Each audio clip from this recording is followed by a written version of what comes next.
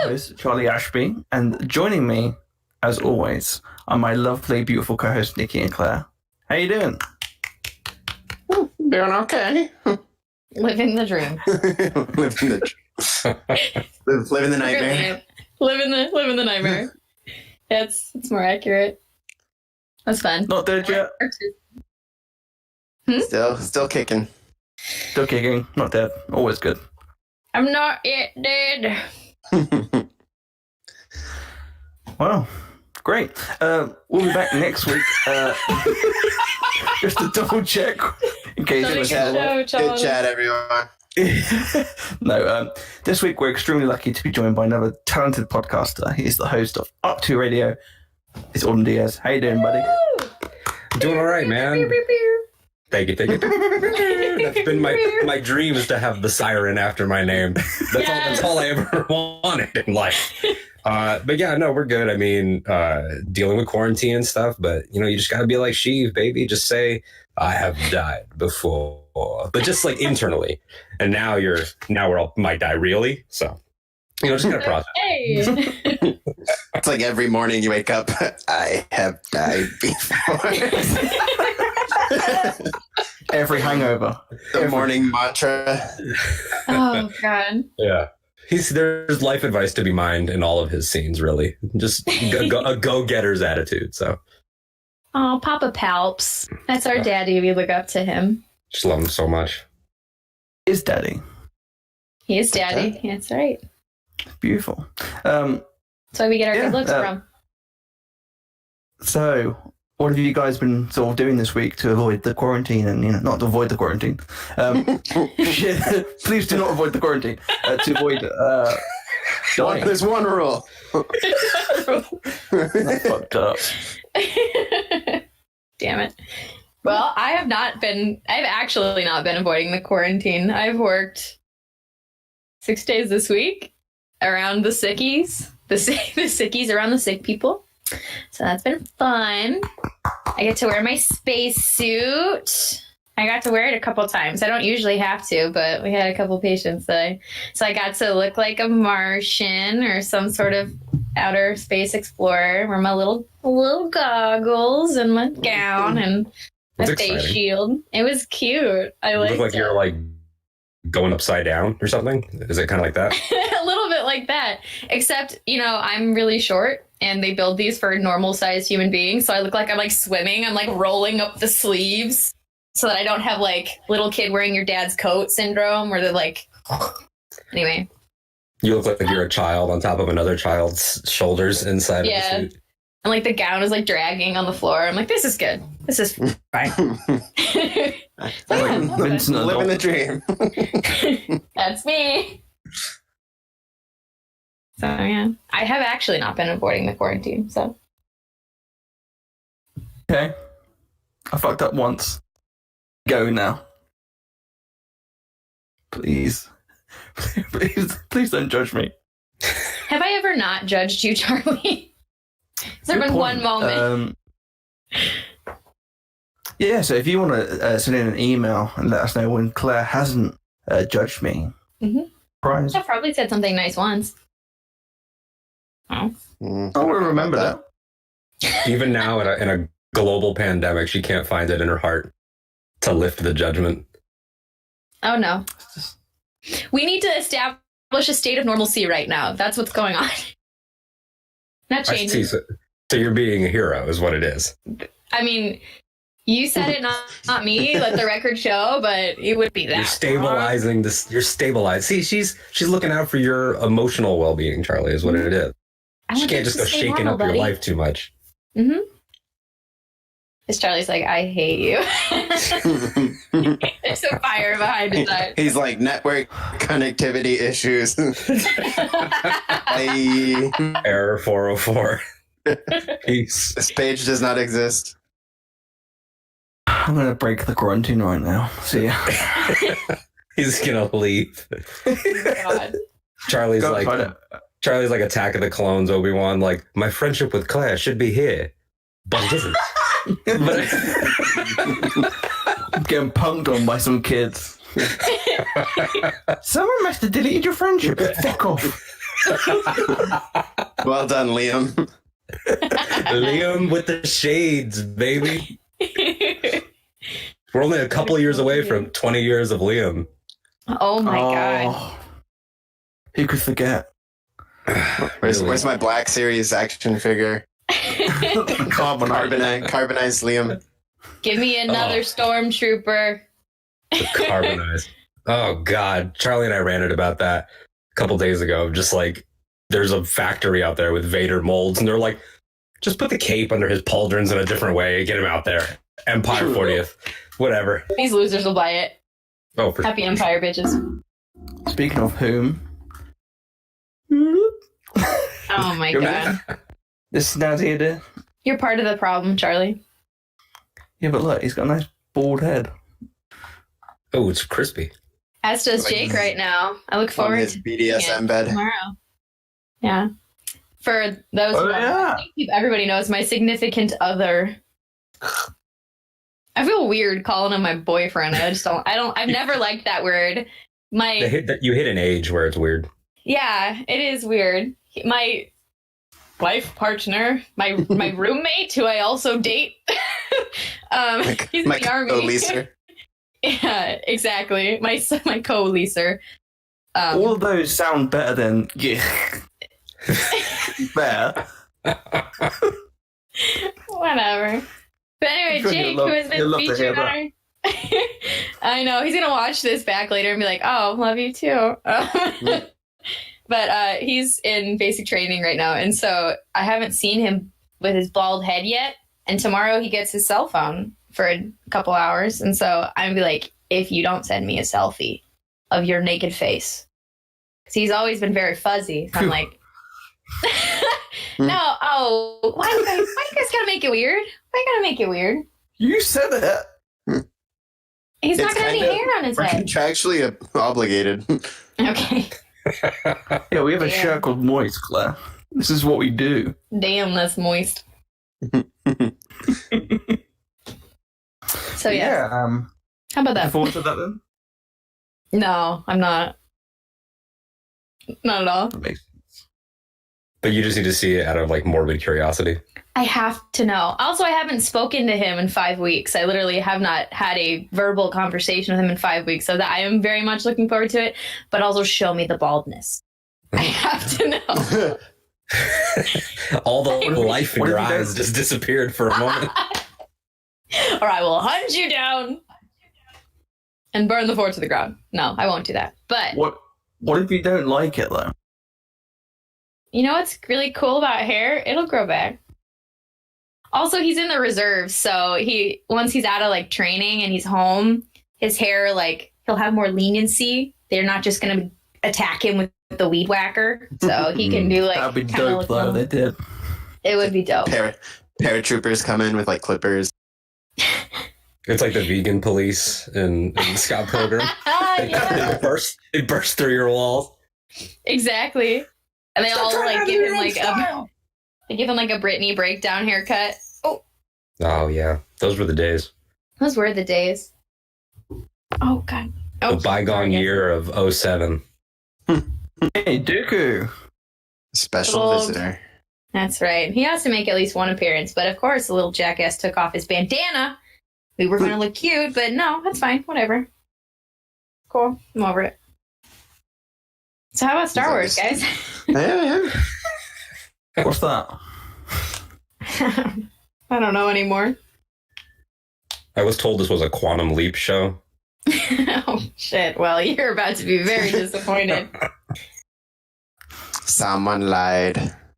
So this week on Quantum Leap, Oh god. This week on RuPaul's Drag Race, the only show I've been watching lately. okay, how's that been going? That's pretty good. I really like watching a season of television that you know that there's a really scummy human being on, because at the beginning of every episode they give you a disclaimer like, don't forget, we know what this contestant did, aka catfish pretending to be it was a catfish pretending to be like a talent scout or whatever in New York City, like a agent, and getting like scantily clad photos out of young men. Oh, wow. So you'd think that we could figure that out before we cast that person and have an entire season with them. But nope, we got that disclaimer at the beginning. So it's very fine. And then watching this person, I know you are disgusting. You repulsed me. So that's fine. Sashay away, please. Sashay away. She has not yet, though. So spoilers. Sorry. Aren't the guest judges this season like really like eclectic? Like one of them is like Alexandria Ocasio-Cortez and like a few other people. Really I love random. Leslie Jones. When she was a guest judge, she just had her camera and she was just like, "Fuck!" like yelling the whole time, like, "Oh my god! Oh my god!" Anytime, and then RuPaul like walked out for the first time, and she was like, "Fuck!" I was like, It's like when she watched all of us. It's like when she's reacting on Twitter and stuff. Anyway, it was seriously so funny. I was dying. I'm like, you are Isn't all Daisy of us Ridley on the side. a judge? I do believe Daisy Ridley is a judge this season. Daisy Ridley here. Daisy. Daisy Ridley. God, I love her. So good. I just like went into like a wistful romantic place thinking about her and the behind the scenes doc sliding down that sand hill. It's one of the just the most pure angel creature. Oh, so good. It's a shame she had to live there forever and ever. I know. What a shame. That's how it works. It's a shame that BB-8 rolled away and torched the Falcon as she was looking off at the sun. And With his little thumbs up. The finger. just lit it on fire. We cut the gas line. It was like, we're staying. I hate Poe. I love you. We're staying. Oh God. Dio's like, no, thank you. Dio, all he says all day now is, I miss her. I miss her. I miss her. Oh, so good. It's life. Yeah, because all those criticisms are right. I mean, all Finn's going to do now is yell Ray, because apparently that's all he did in the movie. I mean, I saw some other scenes, but some people, that they told me that he just yells Ray, so that's what he did. I mean, Ray! Oh, and woo! woo! I mean, Well, to be I will fair, say, oh, go ahead. yeah, like, if I was with Daisy Ridley all day, like, I'd be just screaming Ray. That's Okay. true. He also, I will say though, if the movie is like 99% of him just doing a woo, I would watch it. I would watch that on repeat. He has the best woos. He's they're good the woos. king of the woo girl. He really is. He really is. I remember when they started like really pushing Force Awakens, probably like in fall of that year, and we started to get TV spots, they put the woo from the gunner seat of the Falcon, and I remember thinking like, this guy's got an energy, like, because I hadn't seen Attack the Block yet until after that, and I was like, this guy's like, he's got some charisma. Like, I want to hang with this dude. He'd definitely be a top hang. He was definitely he was a nice fella. I remember when we went Celebration, and it was just me and Nicky in the. Do you remember it was the Future of Lucasfilm panel, which retrospectively seems very funny now, considering a lot of the stuff that happened didn't happen. Oh, because Lord and Miller were on stage. Yeah, that was it. That was one that I was like, it was so crazy because it was the closest they got to Carrie and John Boyega, like just waving at us, and it was just one of those cool moments. But he seems like a nice dude. That's awesome. I watched that panel, and I remember the fool that I was, because that was when they brought Alden out. And, John Boyega hugs him and is like, oh, you smile just like Han, like you're Han, and the place is losing it. And I was, in my mind, I'm like, oh, this makes me so not worried. This movie's going to kill. Everyone's on board now. Like, we've embraced him. No more worries about someone else playing Han. And then I flash forward to the opening box office of that week, and I'm like, oh God. Oh no. What happened? John Boyega didn't push it hard enough. Should have got on board earlier. I just remember watching those panels, like streaming them from my laptop at college while studying. I think, when was that? Was it in like April? It's July 2016. July? 2016, yeah. Holy shit. Yeah, I was down at school. I was taking summer classes, and I would be like doing work with people, and I'd have that on, and they'd be like asking me questions like, "What? I don't. But this is not important." I remember like for Celebration 2017, asking my boss if I could take a 15-minute break so I could go because I knew the panel when was happening. And I came back in the store like misty-eyed, and he's like, "The hell's wrong with you?" And I'm like, "He said it's time for the Jedi to end, and I just don't know what the hell's gonna happen." He's old and he's upset. They're like, go pull out some apples. I was working at a Trader Joe's at the time, but they're like, What's wrong with go do something useful. Oh my It's god! time for the apples to end. But yeah, should we just jump into the news we've got for this week? Get it out of the way. Let's do it. This lame Star Wars shit. First of all, we've got the High Republic character announcements. So StarWars.com dropped this news, I think it was yesterday or the day before. They announced the names of the brand new set of Jedi that will be in the High Republic series over all the different books and comics. And the names of those characters are Avar Kriss, Loden Greatstorm, which is a great name, Keith Trennis, Stellan Gios, and Vernestra Rowe. What do you guys think about Squad up. I mean, yeah. Those are some Star Warsy names, man. Yeah, I mean, you've got to have at least one Greatstorm. I tweeted at Nicky the other night. It's the first Star Wars adult film name. Oh, yeah. Loden. Put a little mustache on him. Yeah, like Loden Greatstorm just sounds like you feel like the knights, like 70s strobe lights in the Jedi Temple. Like, and he's a Twi'lek, which I naturally associate with seedy underbelly. Like, I hope he has the same. If there's like an audio book, that yes, they should just get whoever is doing like Hera's dad. I forget his name. Cham. Good old Cham. Yeah. Get Cham's voice actor to do like a 70s adult film actor. That's what I want. I'd like to be swept up in that great storm. Is he a sexy Frenchman? Okay, I think we've had this conversation. No, sneak peek at an old episode of After Dark. We had a debate of who were hotter, Togruta or Twi'leks. I think we did. Yeah. Oh, That's very true.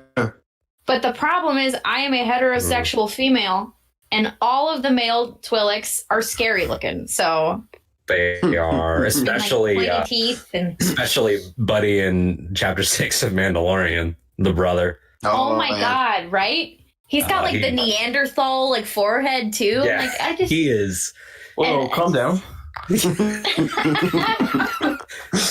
all the Twi'lek females are so pretty, but your males are letting me down, man. So I'm excited to find out if he's a hot Twi'lek. I remember defending them on the podcast before, and I will do it again.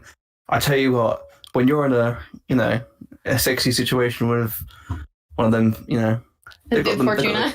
They've got the cone ears, and you can nibble on the cone ears. That's all I'm saying. That is all I'm saying.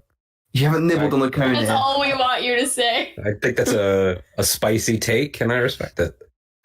Someone in the chat has said Bib Fortuna. Yeah. I mean, Ewanawanga. exactly. Who hasn't had a guy whispered that in their ear?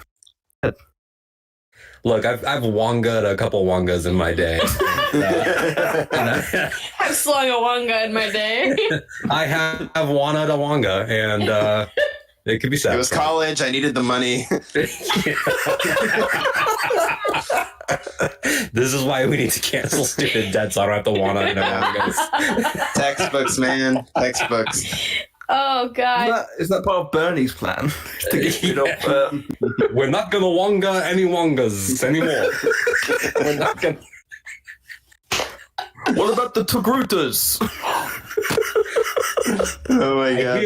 I hear you all worried about their foreheads, but they have bills. The cones did great.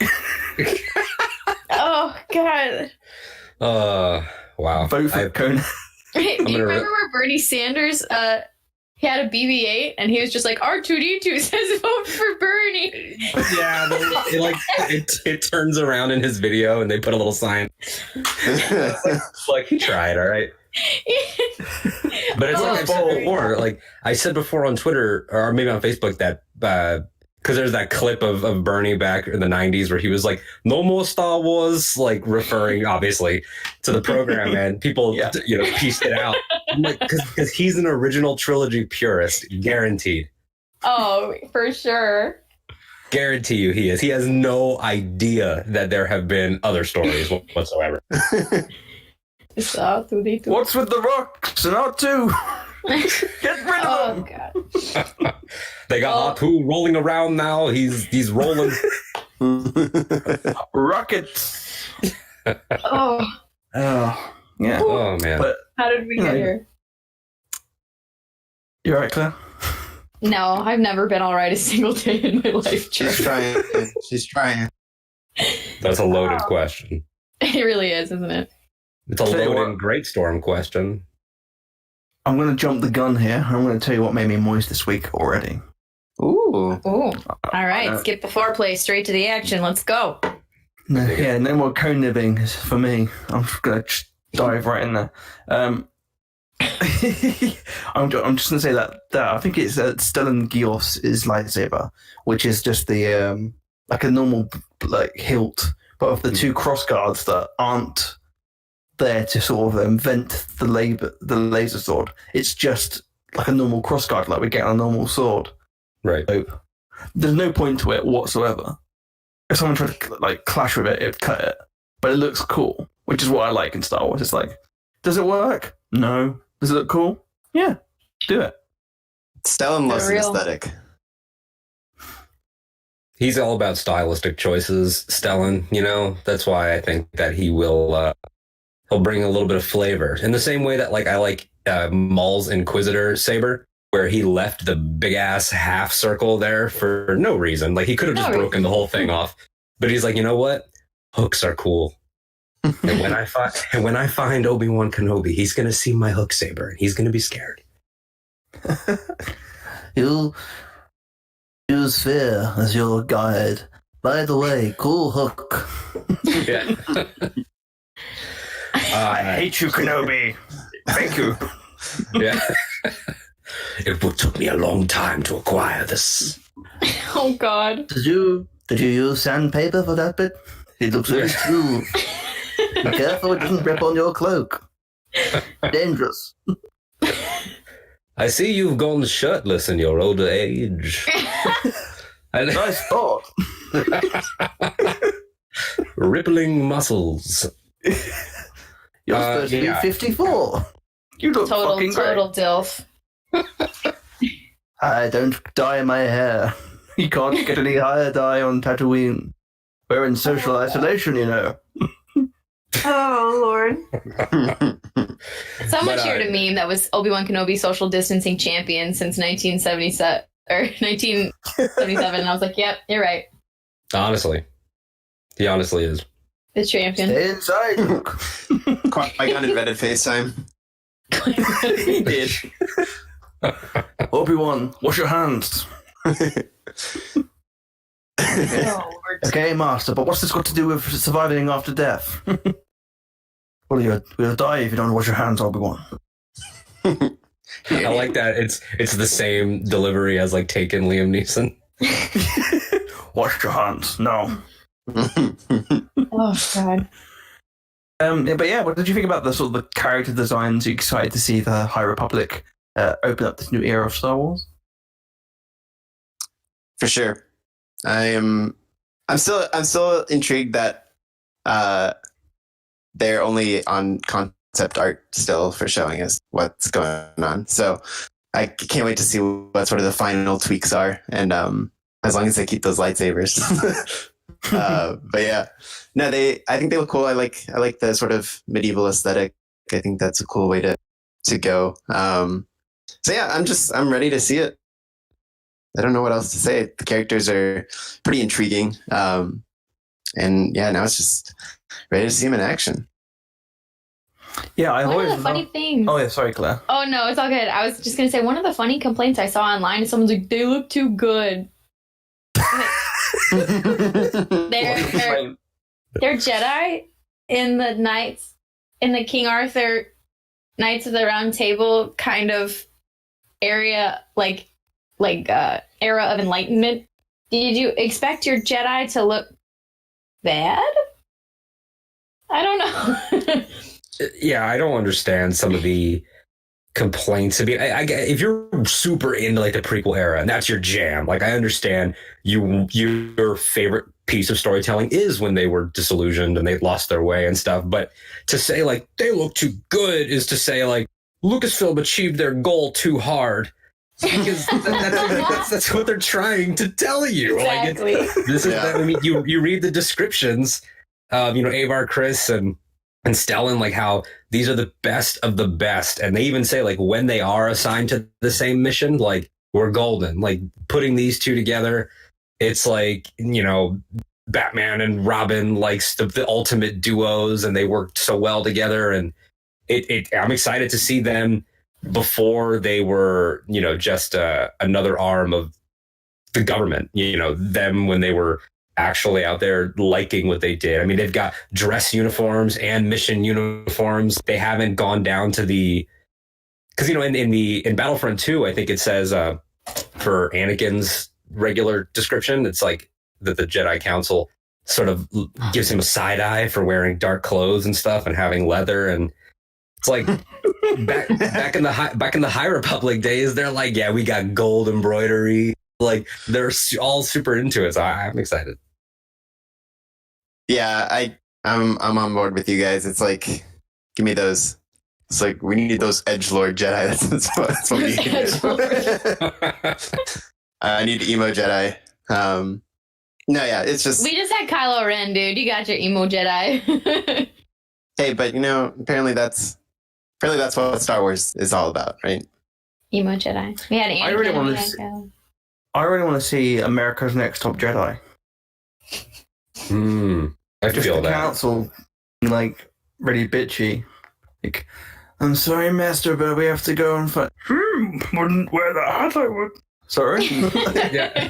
Just saying, with the shoes. Oh, God. And that, because Yoda would have been around, that he looks at, like, the contemporary Jedi of the prequels, like Mace Windu, and he's like just wearing dark brown. Like he wasn't around. He wasn't around during the height of style. All right, I want to see Yoda like glistening, some earrings right on the ends, and like sunglasses. It's like watching like an older person look back at their like high school photos from the 80s. Like that's not old. I'm not saying that that's old, but older than myself. But if you like went to high school in the 80s and you look back on your photos like, oh my God, I can't believe that was in style. I think Yoda's going to be like, just saying. Do you think that Yoda pushed for the reinvention of the Jedi look? Like he's like, we need to modernize. We need to simplify. Oh yeah. Oh yeah. He just wanted his really comfy robe. Exactly. That's it. He's sitting in his chair. He's walking with his cane in his little pod. Gotta be cozy, man. Mm-hmm. I feel that. All right. It's like when an old person gets their slippers. That's Yoda's version of the. Oh, of the who? little Like robe. me? Yeah. Grandma? Do you think Count Dooku got the pajamas as part of being a Count of Serrano, or did he get that from Yoda? Did Yoda have like satin pajamas? Oh. I'm gonna say You Serrano. can't tease me like that, Charlie. Serrano. You can't tease me like that. Just That'd be a I like nice to gift imagine. for Dooku. I like to imagine the Jedi like in the Clone Wars when they have their like armor pieces on. I like to imagine they just sleep in the. It's like in that episode of Rebels when Sabine pajamas. when Sabine infiltrates the Sky Strike Academy and they all like get dismissed to their bunks and they're all like someone sits on their bunk with like their fucking helmet still on.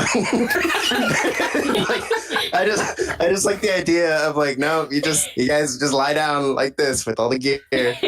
Now I have like this mental image of like Finn pre-Force Awakens, like laying in his bed, full armor, and he thinks just for a second, let me get comfortable, takes the helmet off, and he rolls over and Phasma's laying there. Who gave you permission to remove that helmet?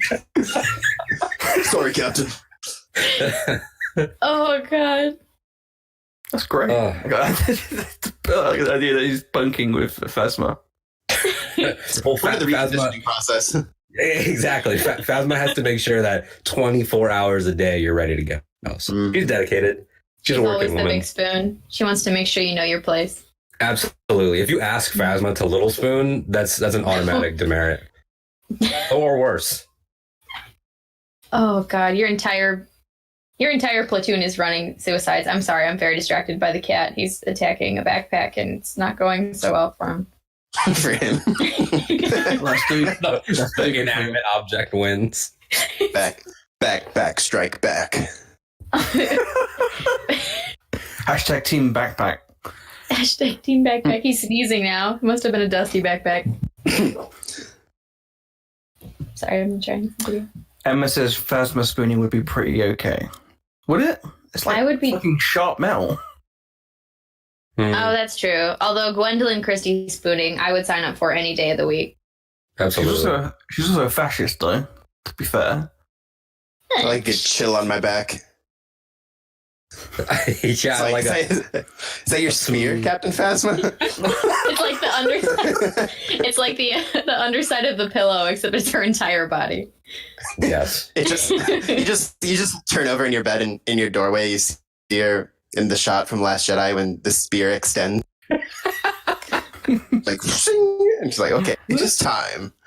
Here we go again. FN 6969. Gonna blast that bucket off your head. BB9E rolls in and starts recording. He's like her little cameraman. Do you think all her toys are chrome as well? Oh, Absolutely. Absolutely, because her armor was made from the melted down Palpatine yacht. There's so much left over. It was a whole yacht. He had his own. Yeah. the whole yacht to make sex toys out of. Yeah. Make me a Nabooian penis, please. Why? I'm making grandkids, baby.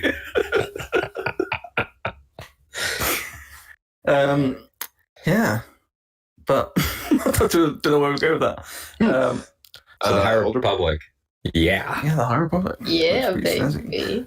The only other news we've got this week is that the Obi-Wan series has announced Joby Harold as the new writer replacing Hussein Amini.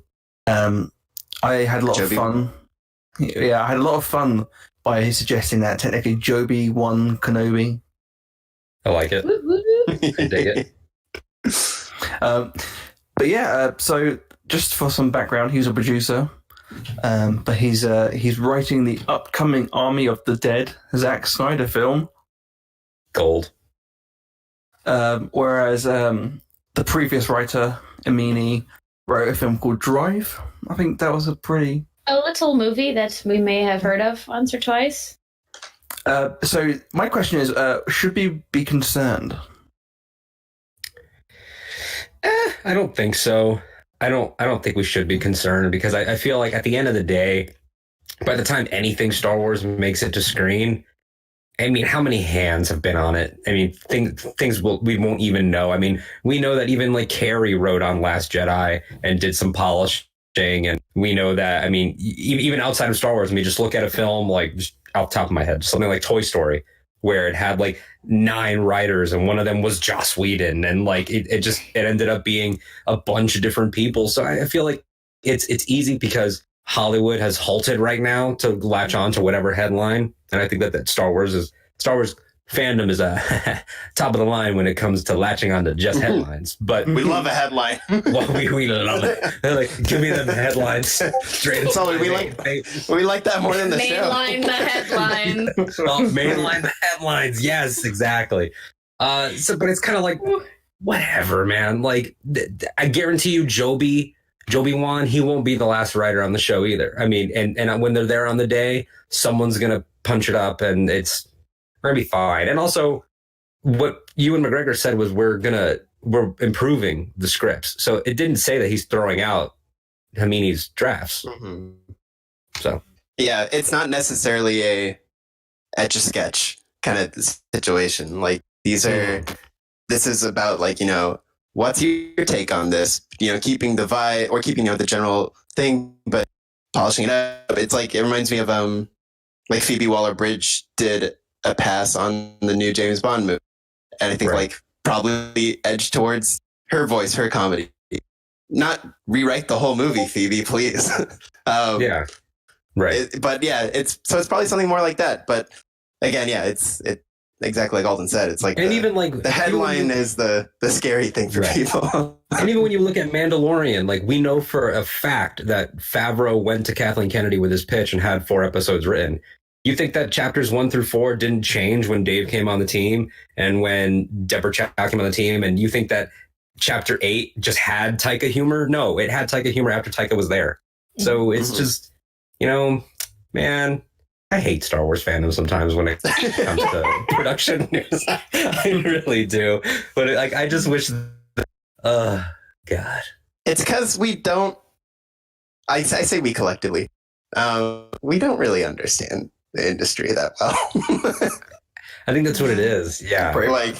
Like it's, and it's one of those things. It's like, how can we? We're reacting as fans. If we don't work in it, we don't know.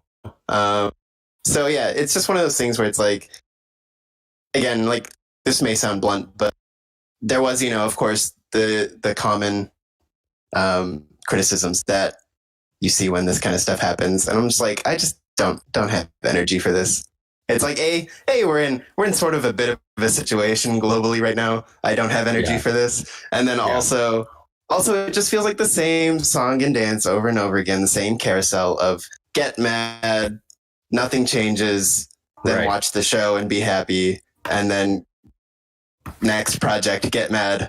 And I'm just like, I just don't have time for this. One of my big takeaways was I'm happy that it's happening, because with everything being canceled and shut down right now, like, be grateful that you're getting it. Mm-hmm. Yeah, for sure. And it's like, I wish Joby a great session of writing. I hope whatever his goal is successful. And yeah, like that's kind of it. I'm not worried. Of course I want to see, new or diverse talent, but, I'm also just kind of exhausted of that carousel. Yeah, me too. I think my track record for the most part has been pretty chill. I think that the projects that I have the slightest raise in concern are like the weird, like the riskier projects that they've gone for. Not that I feel like they've taken risks, but like the Han Solo stuff. Like when Solo was coming out, I thought that movie was impossible, and I just was anxious about that. And so sometimes the news would get me from like here to here in terms of anxiety, but there's no need to be anxious. It's a collaborative, like art is a collaborative effort. It always is. It's a reflection of so many things and so many thoughts, especially, when you're making movies. And it's Obi-Wan. Like, this is the show that everybody wanted. Like, there's nobody, when they announced an Obi-Wan movie, I don't remember anybody going, oh man, I didn't want to see that. No, everybody did. So what they're going to do, they're going to attack it with a level of love and integrity that I know they always do. And whatever happens, whoever gets put on the project, it's going to be fine. And then I get to see Ewan McGregor and like thirst again. Over my baseline is always, if Ewan McGregor is still down with it, I'm still down with it. Yes. Right. Definitely. Like that's the baseline. So, and also like people have lost, perspective to a huge degree, where it's like the 4 of us talking right now, like we know we love this and we know our history. So it's like, look at the original trilogy, which is always heralded as like, people remember it as this perfect production. But imagine if there was the internet then. I mean, that's the lens I always look at, where it's like, well, did you know that George Lucas didn't even write the crawl for episode 4? Like, exactly. Ridiculous. Like, how lazy is that? Like, they couldn't even get the crawl right. The movie's going to be so bad because George Lucas was so stressed out over it. He was hospitalized for hypertension. Yeah. Like, comes out, you're going to be like, oh what? my God, did you hear that George might have been ghost directing on the set of Jedi? Like, it's crazy, and they didn't even know who was going to be. They don't trust Marquand. Yeah, like, it would have been an absolute. They totally didn't know that they were siblings going into the production. I know this because it's like every Star Wars movie is like a beautiful disaster.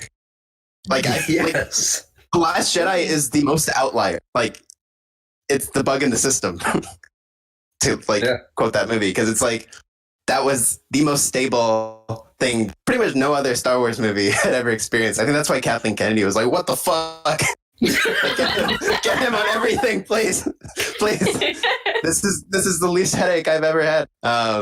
So yeah. Except for afterwards. Whatever. It's okay. People can have opinions sometimes. Sometimes they can have opinions sometimes. Those other times you shut your goddamn mouth. You're right. Or I'll shut it for you. Mute. Yeah.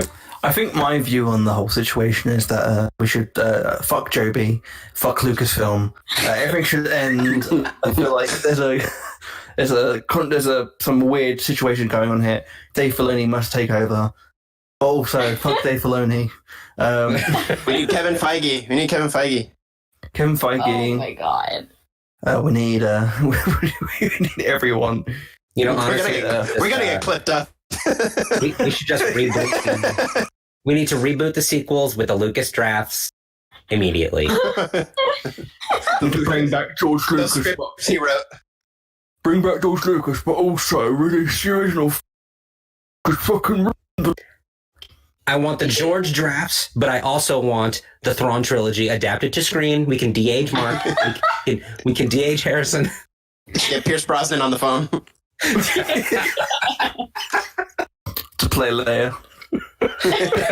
yes, exactly. Put a gold bikini on that man. And paint him blue. I think what you said, everyone is just spot on, especially Nicky, what you said about people, especially Star Wars fans, and for sometimes some journalists, which is quite disturbing, don't understand that like productions have ebbs and flows, and these stories are a collaborative effort. One of my favorite comments about this whole Kenobi thing was that somebody said, "Why don't they just get Ewan McGregor to write it?" What? Oh no! It's like, I'll give you a clue. He's not a writer. He's an actor. Like, after you said that, I figured, like... laptop. He's like, so let's say he does write it. We all go to Disney Plus, and then when we turn it on, it turns out that he took inspiration from all his other parts. So it's like Train Spotting and Moulin Rouge. That'd be fucking it's like, great. This is Obi-Wan Satine dance singing musical number? Yes. Yeah, and it cuts out and it's just a heroin dream. Fever dream on Tatooine. Precisely. And then Winnie the Pooh comes in and it's just like oh bother. Oh bother. Oh man. Yeah, just relax. It cuts to him slumped up on a sofa chair in his hut in Tatooine, and next to him is Sleeves Baganara. There's Death Six. Turns out Sleeves lived with him for all 19 years. Got him in the end. He turns up and Obi-Wan's just gone with some random kid. Because when Obi-Wan goes to Tatooine and starts looking at apartments, they're all too expensive, so he needs to find a roommate. So he's like, who do I know? Sleeves is the only one. Sleeves is on Facebook looking for someone to share in a 2-bathroom, 2-bed, 2-bath. Like, do you think he came home and saw Obi-Wan leaving with a 19 kid and was like, "Oh, there he goes again."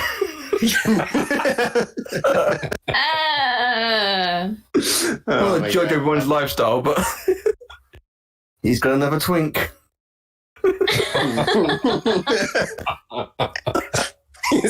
I slipped some death sticks in your pocket just in case. Obi-Wan gets a text. It's like, got you, man. Check your bag. To be fair, though, his track record is turning twinks into like beefcakes. Darth Vader, biggest baddie beefcake of them all. True. Luke Skywalker, if judging by the original trilogy like art poster, biggest, baddest, buffest Arnold Schwarzenegger like body of them all. You could also make an argument that Ezra was way less of a punk bitch after he talked to Obi-Wan. Ezra started to take it seriously. Finally got his shit together. This is not a discussion. This is a fact. Yes. Do you think when Vader stepped on Obi-Wan's cloak, like condoms and like death sticks fell out? What the hell? What? What? But inside, he felt a little bit of respect for him. He was like, way to go. Old man still Like, got it. I got mine. He got his. I'm saying. I'm saying. He just picks it up, God. puts it in his cape and walks off. Jesus. But yeah. Oh, it's fantastic. That's all canon, by the way. That's all canon. I tweeted Matt Martin. Should we pitch that to Lucasfilm? Oh, yeah. And They're if going to get Kathy new Kennedy- writers. Everyone's going to freak out. Yes. Mhm. If Kathy doesn't take that pitch verbatim based on this live stream, then she needs to be fired immediately. Well, she was fired 4 years ago, apparently. Oh, that's true. Oh, did you hear that Favreau won't even let her on the set of too? It's crazy. I still just love the idea though of Hugh McGregor like having to write a script for Obi-Wan. I mean, oh yeah, I'll give him Obi-Wan has a big dick. He's sitting there like- children. He's like doing Lumiere, be our guest, be our guest. Seriously, when you first said that, I hadn't heard that until you said it, Charlie, and I immediately heard like Curb Your Enthusiasm. Dun, dun, dun, dun, dun, dun. It's one of those things that you hadn't heard before, but are you really that surprised in the end? No. People have always found exceptionally new and creative ways to let me down as a species. So That's going to be the clip out for this episode. It's found exceptionally new. That describes this conversation. It describes the quarantine. It describes life in general. oh, it really does. People, the worst, man. They're shits, aren't they? Speaking of people, if you're listening to the show and you want to ask us some questions, feel free to go on the Twitch or YouTube comment section and ask us some questions. We'll answer them as soon as we can. So yeah, write some questions. We'll answer them. Remember, we've got a guest on, so if you've got any questions for him, Don't ask him any questions. He's not welcome. don't ask him anything. Just kidding. I'm kidding. We love a guess. We love a guess and we love a question. Only ask him the most inappropriate questions. Oh, I'll answer them. Make him so uncomfortable and regret his decision to come on the show immediately. Give us, we did sexiest separatists last time. If you got another faction, we can do a sexiest version of those. We That would be love beautiful. we love a fuck, marry, kill. We do. Yes. Everything. So I'll tell you Go right for now it. the answer to fuck, always Dryden. Yes! Always. I'd like to make his scars turn bright red, if you know Dude. what I mean. That's what I'm saying. Like, probably, like, as a hetero man, the sexiest line delivery in any Star Wars film is when Han and everybody's leaving his office, and he goes, "And Han, if you don't get it done, we'll be all out of options." I'm like, that is threatening, but so well done. he's Why you gotta so say good. things that make me so hot and bothered over there? Good lord. Woo. No, the There's thing no that makes right me over hot, for me, the line that gets me hot and bothered is Obi-Wan. What do you know? As he grabs his falling down pants and covers up his ass. Butt crack, showing. Wanna cut the Java juice? It's like Yes, please. expectations versus reality. Someone needs to cut up I'm sure maybe someone has already, but it's like we got 2 4-armed things already. Just when Obi-Wan drops in and goes hello there, have Dex turn around and be like, Obi-Wan.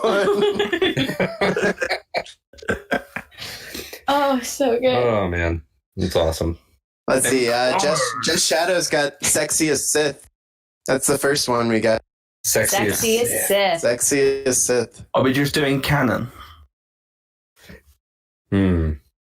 Yeah. I leave it in your hands. Kellen always. Sorry. I just can't.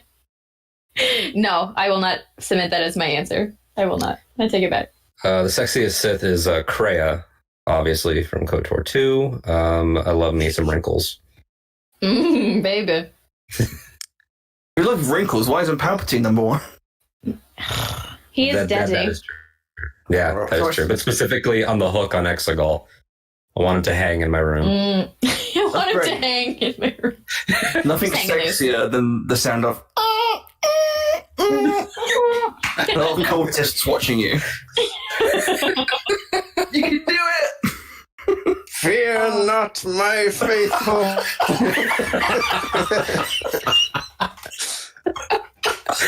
And like you come home from a long day at work, and it's just for my grandchild to come home. So like now it's also an incest episode. It's wonderful. Hashtag Wincest. Pornhub Premium is free for the month. Hot undead grandfather. here. What the fuck? What's the become grandchild? He literally was like, "I want to enter you for the Sith, not for anything weird, for the Sith." Right. he's like, Ray, I will go inside you, and it'll be a little weird at first, but we're gonna do good things. Your body is much hotter than mine. That's why I'm trading up. Who doesn't want Daisy Ridley to strike him down, though?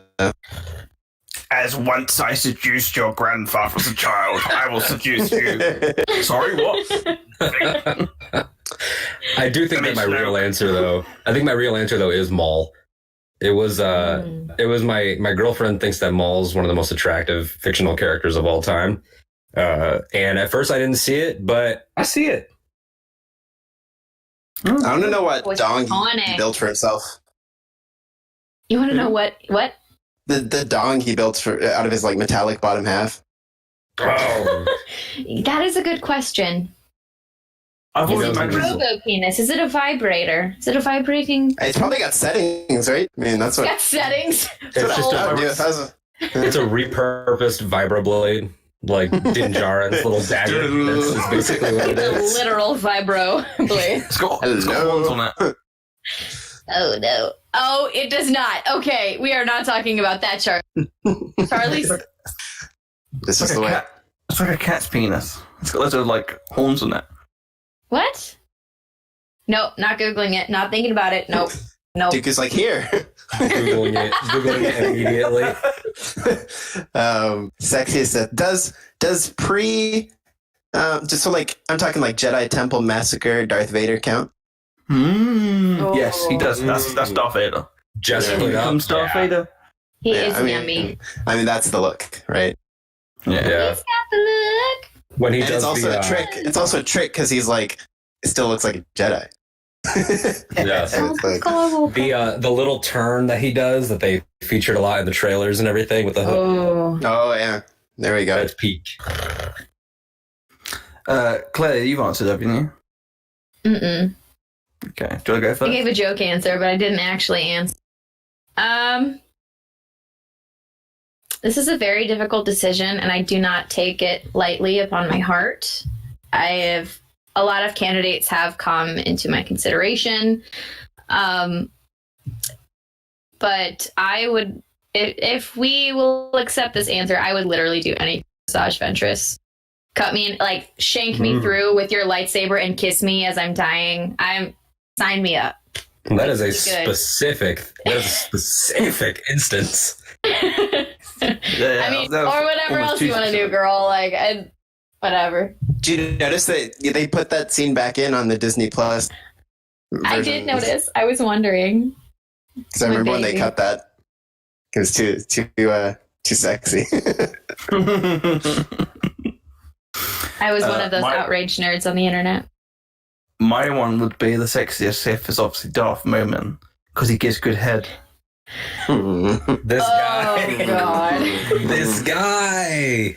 Oh, fantastic. Oh, But Lord. also, he looked pretty snazzy.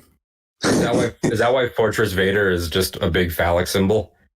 It's Yeah. It's just powerful BDE all over Mustafar. Immeasurable. Well, Vader, I wasn't like, look at my big dick hotel.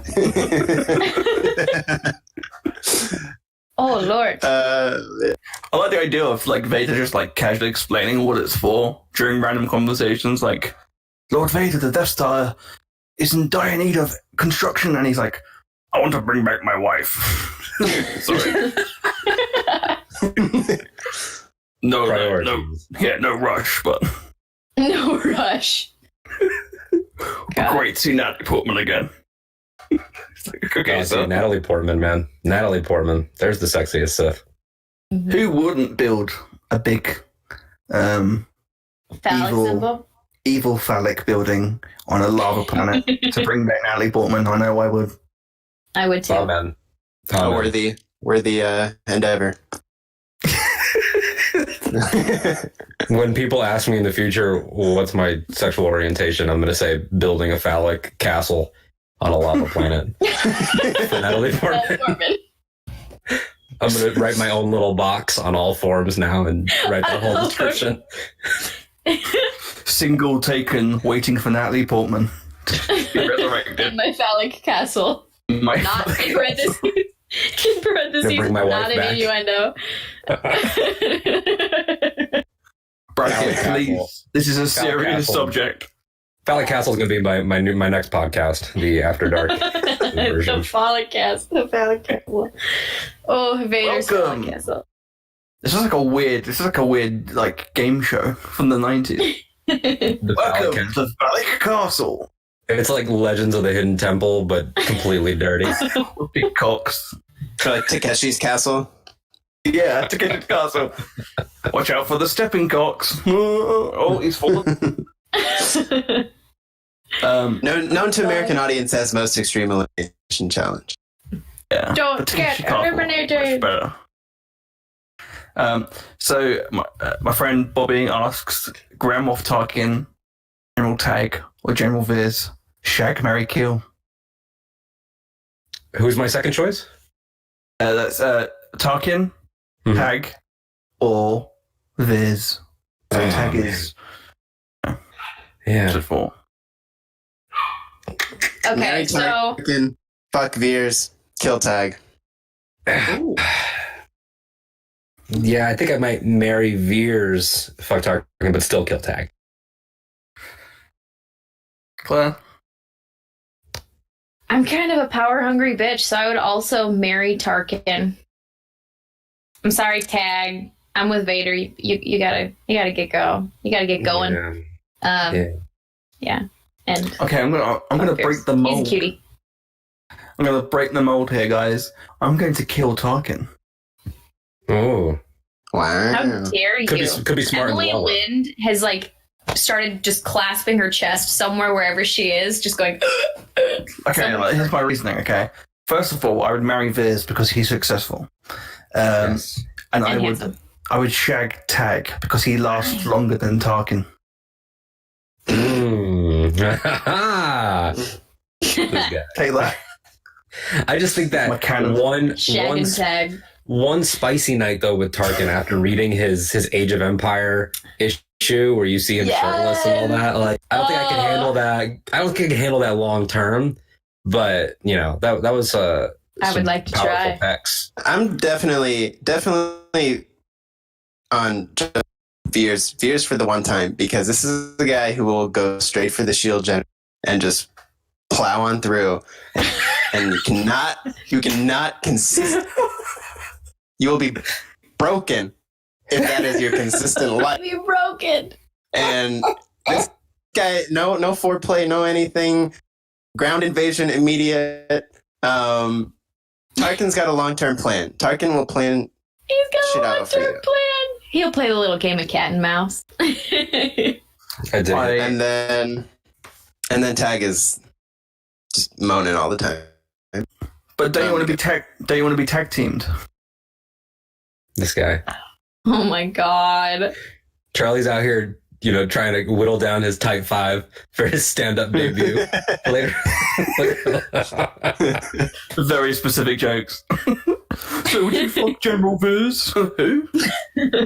How come Star Wars Celebration doesn't have a stand-up stage next to the podcast stage? And Probably because it would be awful. just let people go out there and start crushing. Do you think it would be like Star Wars Detours? Oh, There was absolutely. window and he Like- fell off a window. Oh god. We all like that joke. Yeah, no. Oh God, that'd be wild. Shout out to Wow. Veer's Watch, by the way. We're sorry for everything that we said.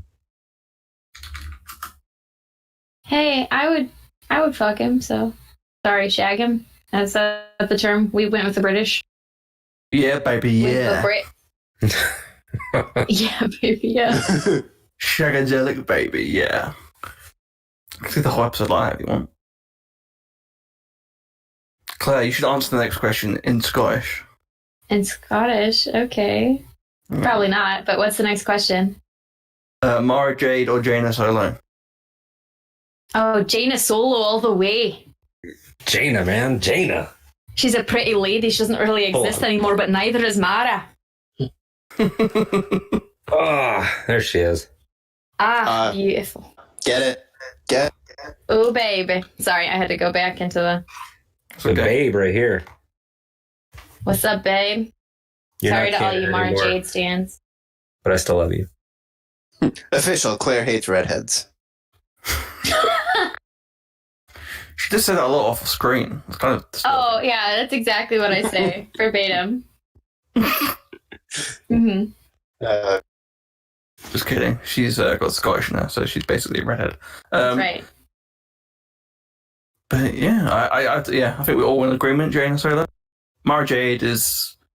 No, she worked for the Emperor, so fuck her. Ben Quadraneros, would you have sex for a fight? yes. Will you say that one more time? Ben Yeah, Quadraneros, would you fuck him, or would you have sex with him for 500 Republic credits? I would do it for free, yeah. baby. I Yeah. would do it for calamari flan. Oh. No, you won't. Are you kidding me? Ben Quadraneros becomes a pod race legend. Yes, sign He me already up. was. He's a smart guy. I mean, he Tender was he though? a smart Was he? Yeah. guy. Actually, he was. Because He just screwed up on that one particular day. No, because I think I'm not making this up. What he did was he would always race. He would always race the easier, and then he'd like build cred by doing easy races. And then someone bet that he couldn't do the Boon to Eve, but he did, and he's like, "Fine, I'll take you up on that." But it was actually like, even though he totally screwed the whole thing up, he still counted as like entering it, so he still won. Oh, Like he got on the field. So he's Dude, he's playing the long game.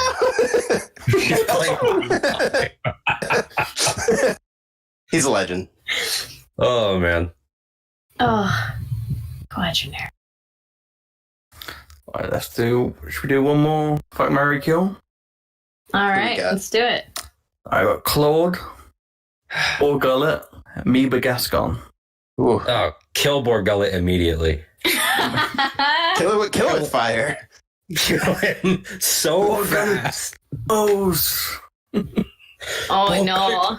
Likes to foreplay. or Gullet wants to know where you've been all night.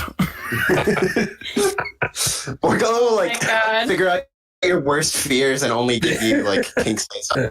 That's what I'm saying. Like, I can't have him poking around in my head while we're poking in other ways too. Nah, get out of here. He's got extra tentacles for that, baby. That's what I'm saying. Borgullet knows what you like. Yeah, no, he needs to die. Marry Claude and fuck Meeber once, I guess. You wouldn't even feel it. Claude looks dependable. Claude looks dependable. Claude has magic powers too, because again, he was fixing that panel by looking at it. He had no hands. He's literally just going, nope, like I don't know, just like looking at this thing, and Poe's like, "Did you finish yet?" And he's like, "Yeah, I'm almost." It's like there's something going on with Claude. And I just love that, like, when you look at the resistance base on Agent Claus, so many qualified people that Poe could have brought with him to work on panels and maintenance. He could have brought Rose, and he's like, "Nah, I'm bringing this banana ass over here." Banana ass. He reminds me of that guy who got interviewed by the BBC by accident. Like they thought he was some expert. And it was like a random taxi driver going, fuck. Like, he's a guy who showed up at the Resistance to be like a plumber. Or he's just like, oh, I need help. And they're like, great, you're a tech. And he's like, yeah. What? I guess I am now. That reminds me of my favorite Star Wars Robot Chicken with Prune Face.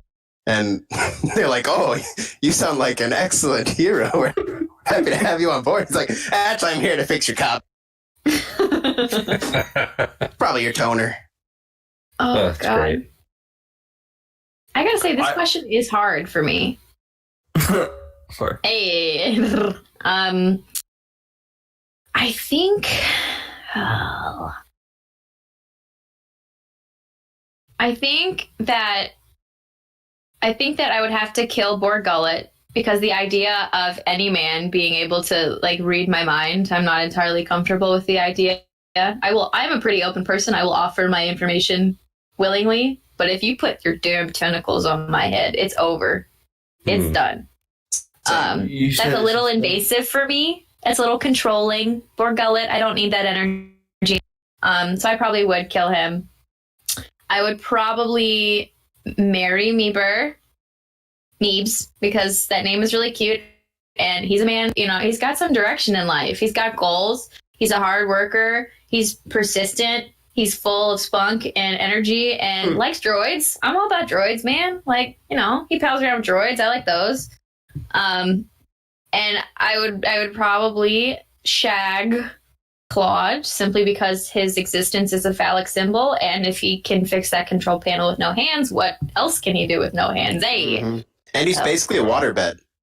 He is basically a waterbed. I didn't think of it that way. I like to snuggle up next to that. There's a motel down the street here, and they've always got their sign, Adult Films Waterbed. I feel that. So, you mean the place you frequent every weekend? How do you know me so well? He's like, so I watched The Rise of Skywalker. I was just wondering if you've got a bed that resembles this guy. No, I'd go for kill Borgullet because disgusting. Fuck Claude because, no hands. Look, Ma, no hands. And I would marry Meba Gascon because I think you remember he's the head of D Squad. You know what that means? He's the head of the D Squad. Yeah. He's literally got a guy in his squad called Whack. I feel that. I wonder what he does. I wonder what he does well. I just like the idea of could you imagine just the guy waking up with a big erection? He looks down and on top of it is a little Meba Gascon. He'd be like, hello there. Just hugging it. he's like all limbs wrapped around it. He's like, good morning, recruit. Oh, it's fantastic. Oh, I wish Took me an hour to climb this. I would love to know that, in canon, their reputation, Meeber's reputation amongst the Clone Wars was this guy fucks, dude. They're like, oh, you don't know, dude. Meeber took care of Fives. He took care of Echo. He goes hard. It's he reads maps for an hour and then just services everyone. Oh, 99. I'm gathering intelligence. Gotta keep the morale of the troops high, 99 had the best night of his life. When they lost 99, someone had to take the place. Wow. Do you think it's in the Phantom Menace when Jar Jar's hanging on to the tank?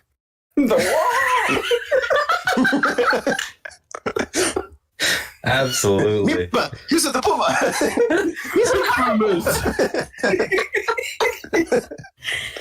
Oh, God. Yes. Dear. Yes, so that's how it works. Goodbye, Gregor. Jesus.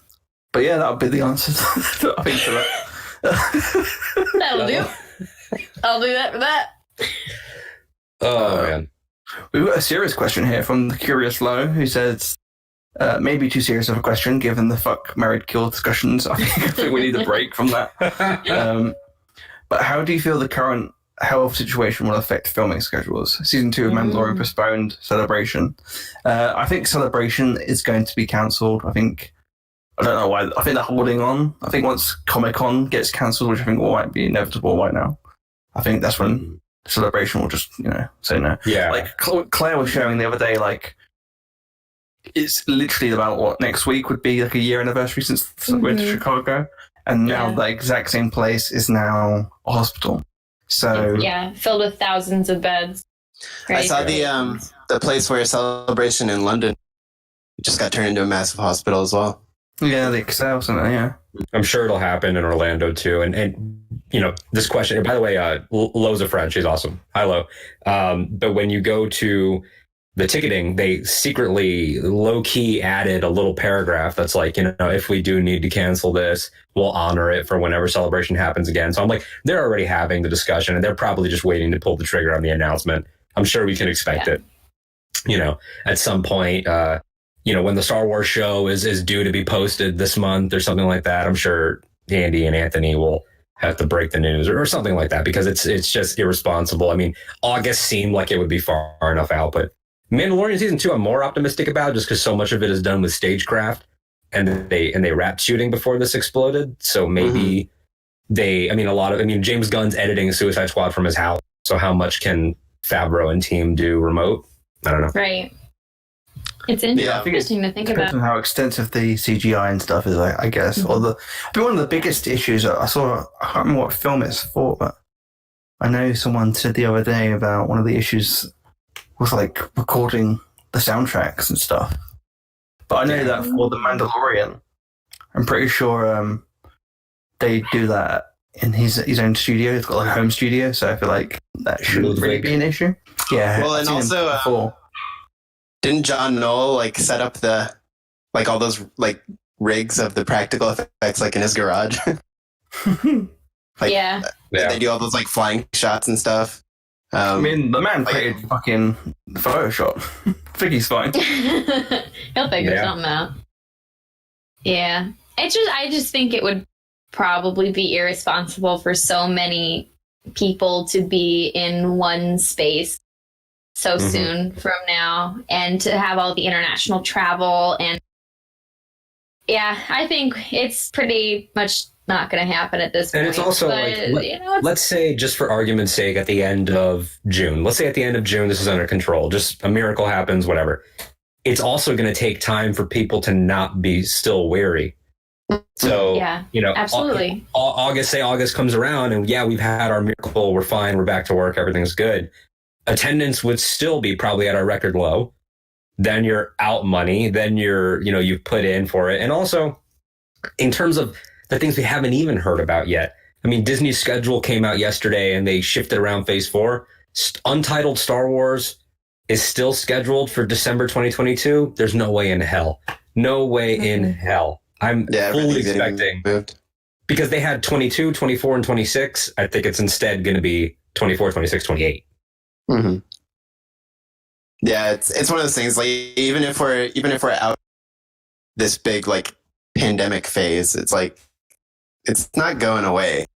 Right now we're in, don't overload the healthcare system and everyone but that doesn't mean we're out of the woods. The virus will still be around later this year. It can flare up again in the winter.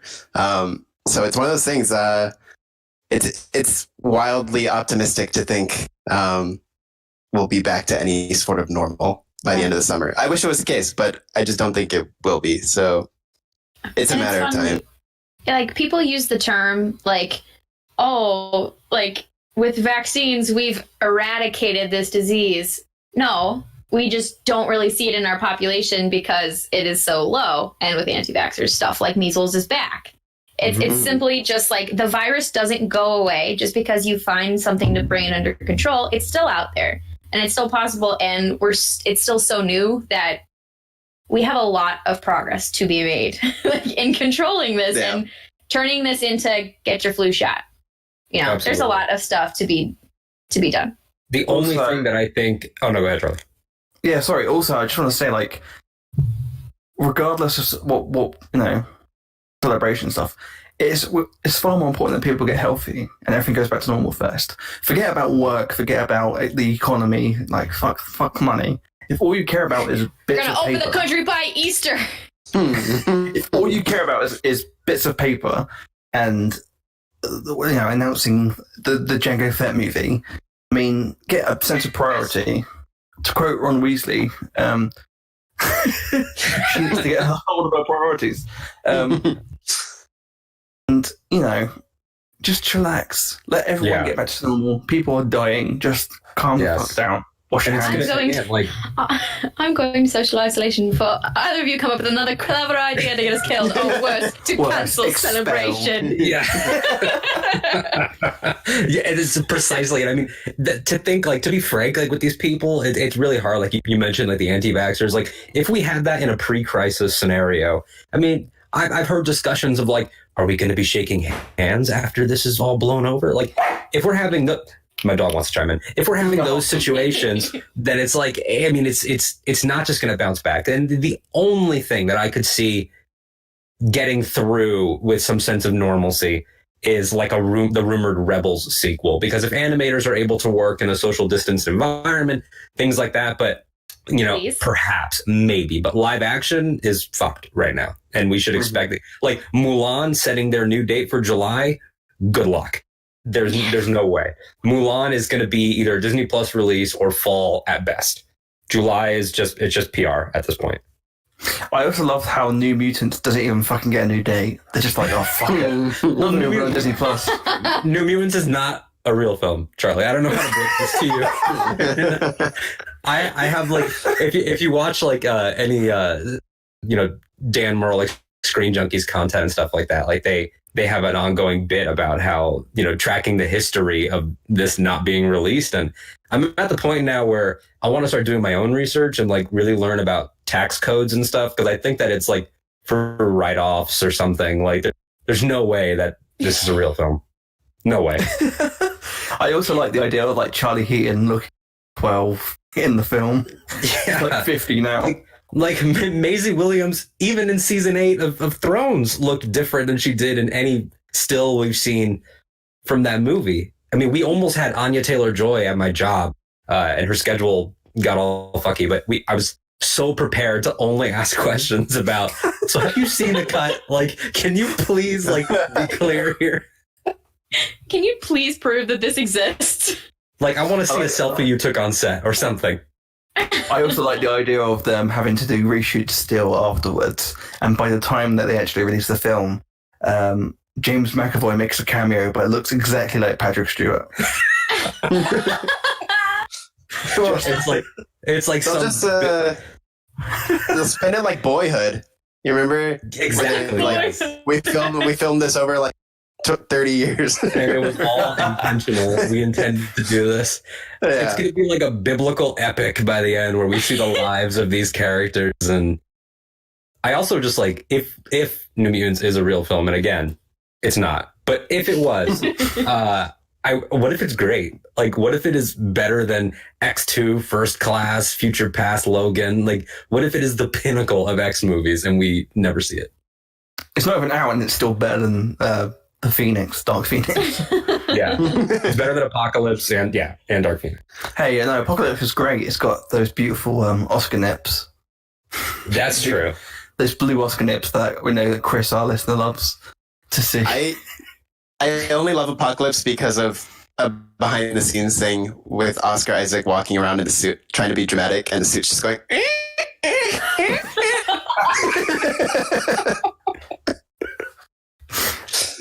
Beautiful stuff. Oh god. Go. You, Nicky. I was going to say this question in the comments from G Shadow.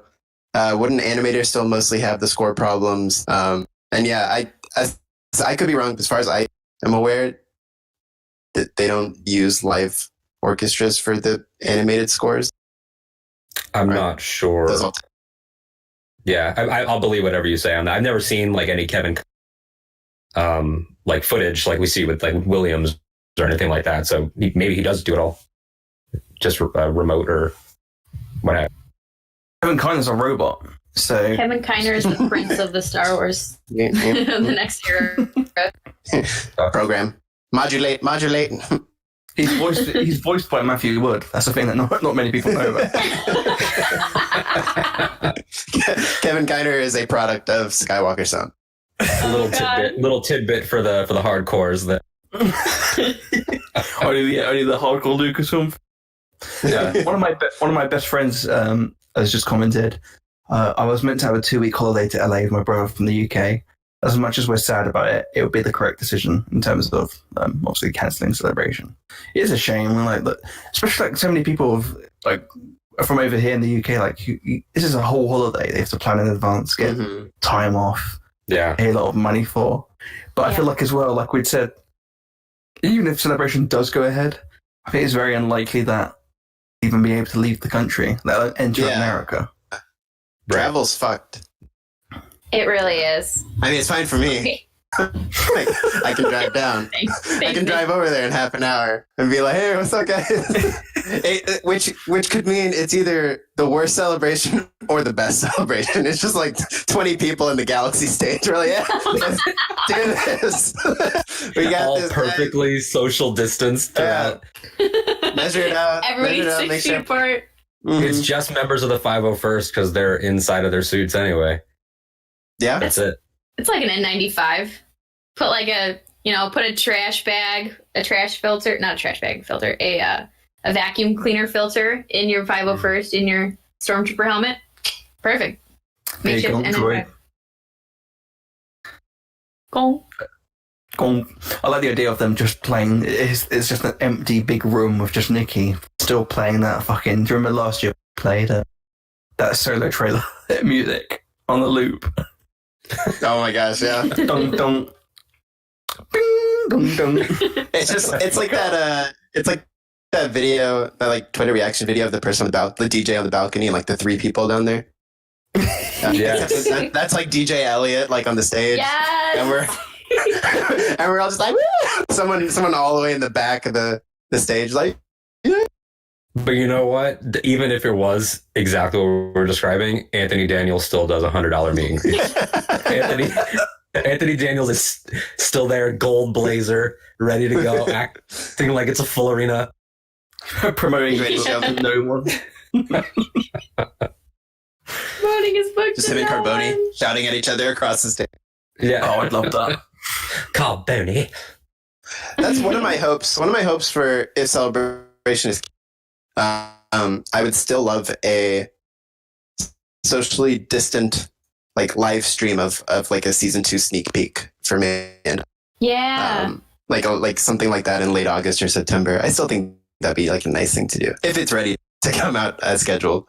But yeah. Or just release like 6 chapters of Werner and the baby puppet just hanging out.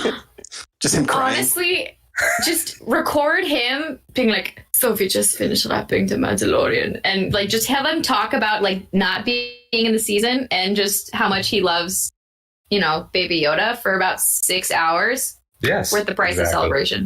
I still had to go to set to meet the baby before I needed so much and I did not get to see. There's a lot of rumors about who the different directors will be and who's like directing little chunks of things. Even I know the homies of Black Series Rebels had a scoop about like Robert Rodriguez I had that directing. well, yeah. Basically, anyone who's been on the Chef Show is directing something in Mandalorian. But Robert Downey Jr. Tom Holland. Would Werner Herzog? That seems like such a thing. Like Werner Herzog, accomplished director. Oh man, could you imagine? But, maybe there's something in there for him. There's just one chapter that sticks out, and it's like documentary style, and they never explain why. Here he sees the Mandalorian hiding from the stormtroopers. I can't do Werner Herzog. It's not very good. If as long as you believe Yoda it is looking for the Jedi who will look after him, but he is lonely. He walks down the plains of Mustafar. Oh Lord, The worst parent Mandalorian ever. is bleeding. IG-11 says, hello, I am IG-11.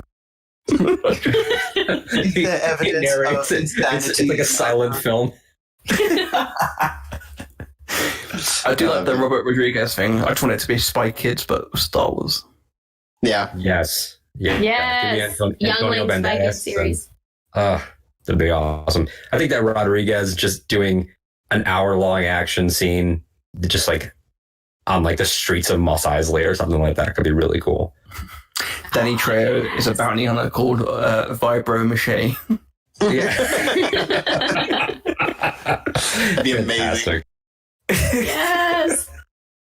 I think that one of the coolest things, I mean, when it comes to the directors, the thing that I've been thinking since season 1 was in production is that, and I doubt there will be any Lucas involvement going forward at all. And like, yeah, we make fun of the Lucas era people a lot, but if there was ever going to be, I think it would be this show, just because he's so into pushing the technological bounds.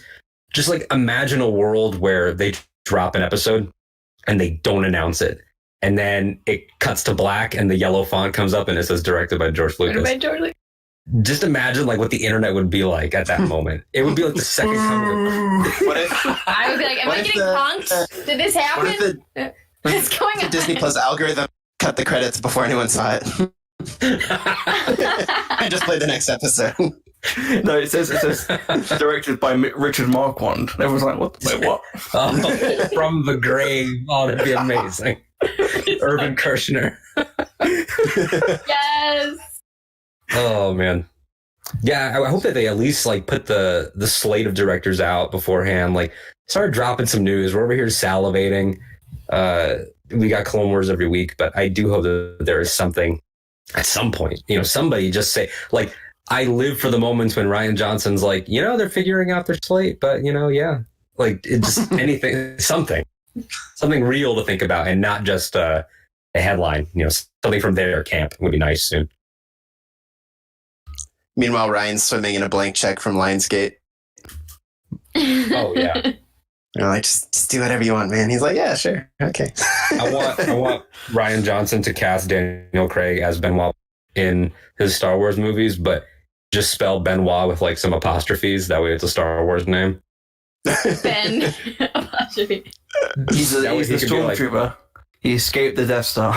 Yes, It's stuck in the base. And then suddenly he ends up with the same accent where he's talking like this, even in a Star Wars movie. Oh God, he spent some A time Death Star in space. hole in a Death Star's hole. Yeah, exactly. What we have here is a heinous crime. Benoit Blanc is a Jedi detective. Benoit Go goes for to it. Dex's diner like it's a noir. Mm. He's like, let me get a cup of Jawa juice. I got some questions for you. Haley Solo says, if they cancel Celebration, you guys should stream a Celebration on here. That's actually pretty cool. We should do like a group of podcasters. Like, Yes. them all on the channel. Oh, wow. That'd be fun. Yes, friends. So, yeah, That could we'll be see what really we do. interesting. We are thinking about doing. I don't know, guys. If you're in the watching us now in the comments, let us know if you're into this. But we were thinking about possibly doing a game night soon because it's during the social isolation stuff. Trivia. Or we Quiz might do night. like a quiplash. Would you be interested in watching us do that? Be some drunk shenanigans. Maybe we'll put like a few. Make it a drunk stream. Or one yes. Does Twitch have rules on what substances you can be on? Nicky, no more heroin. We said that last week. Damn it. Oh Lord. No rules in isolation, man. The only rule is stay inside. Doesn't matter what you're doing. This is shiny and chrome, man. Valhalla. We're going all. These are the end times, man. Witness me. Ah. Witness me try to get another drop of coffee. Emma I says just did if it's the legal in your region, it's allowed done responsibly. Oh, Nice. We can do Lick it. her up then. Dude, I live in Florida, man. This place is a joke. I'll do whatever. this Florida, much like New Mutants, is actually not real. It's an experiment. It's a social experiment. Florida just to see who breaks first. It's gone on too long. Oh, Yeah, we need to nix it permanently. I'm gonna make a my- motion to succeed. My friend Bobby wants Nicky to do at least 5 minutes of his trench impression for the game stream. It'll be there. That's for sure. You guys tune in, it'll be there. Give the people what they want. And you just hear, oh yeah.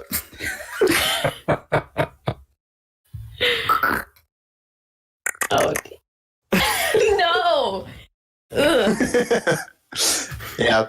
No, that'll be fun. I love a good boozy game. Who doesn't love that? You should remake Tiger King, but with Trench.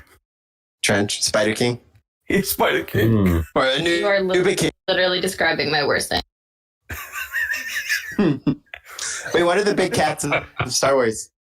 Because Anubis aren't really. Anubis are more like wolves. Next you. Oh, next king. There we go. Yeah. Next you. We King. also, what were the big things like in the old Han Solo trilogy, his origin trilogy, the big ass cat guy? I think it started with a T. Let me see. The Talanda Till. Han Solo trilogy. A boffin. my Google search right now is Han Solo trilogy, big ass cat. I hope you get results from them. that always Talanda works. Till? Cat right? species Star Wars. It had an apostrophe in there. The Khajiit. Yeah, it definitely the Han Solo Khajiit. big ass. Oh, Tagorians. Oh, That's what they Tagorians. No, were, the Talanda Tills are. That's right, Yeah. because the Talanda Till were the guys who would like do their little throat vibraty cat purry thing, and then everybody would have Yes, like please. orgasms. You remember that series? It was so good. And then even the new species of the K-Fexes, they're kind of catty. Rare. Yeah. Sorry. Actually, now that I'm looking at What are the Zygerians? Are they like they're kind of feline-ish, right? Feline. Yeah, what was Juhani in KOTOR? What was her species? Did we already cover her? Juhani in I have KOTOR. no idea. Oh, she was Cathar. Wow. They were cat people. On the nose. There we go. In It's the a chat, bit on the nose. jumping on it. Cathar. There we go. I wonder where they got that name. Someone inhaled a bunch of cat hair and they were like, I've got it. Well, the simplest Star Wars names are always the best ones. Where it's like, look at like any. Like, Savage Press is probably the best example. Where it's like, So good. we need a mall brother, and he's like, just pick Savage. any two bad words that you think would be good. My favorite Cora. of all time Star Wars name is the poor profiteering Senator Halle Bertoni. that to me is the peak. I saw something a long time ago. I remember when Pablo Hidalgo said something like they were like picking like banks and like changing the names, and he's like, if Clone Wars are still going, these are all Munilists or Mutants or whatever. Moons. It's like Fannie Mae. Fannie Mae.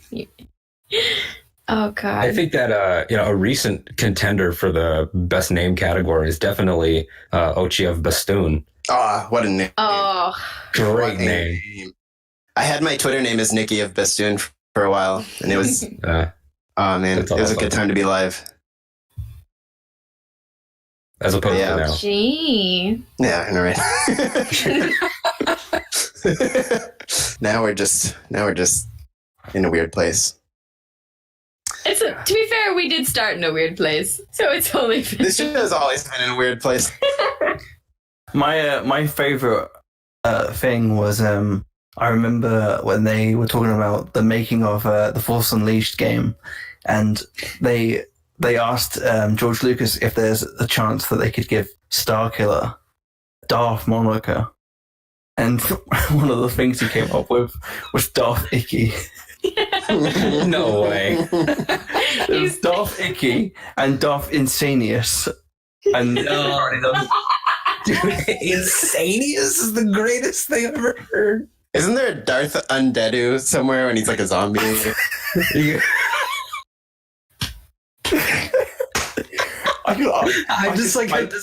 have this mental image of if Star Killer had become Darth Insanius, he starts painting his face like an insane clown posse. Like I mean, he's Darth Juggalo. I just like the idea of like Darth Vader walking through a corridor and going, "I am Darth Vader, and this is my apprentice, Darth Icky." Was it also a story that there was like they were trying to do like a Darth Maul game, and they created that like red Twi'lek Sith, Darth Talon. Darth Talon, and they were like they're gonna be enemies, and George like looked at it and was like, they're friends now. They're just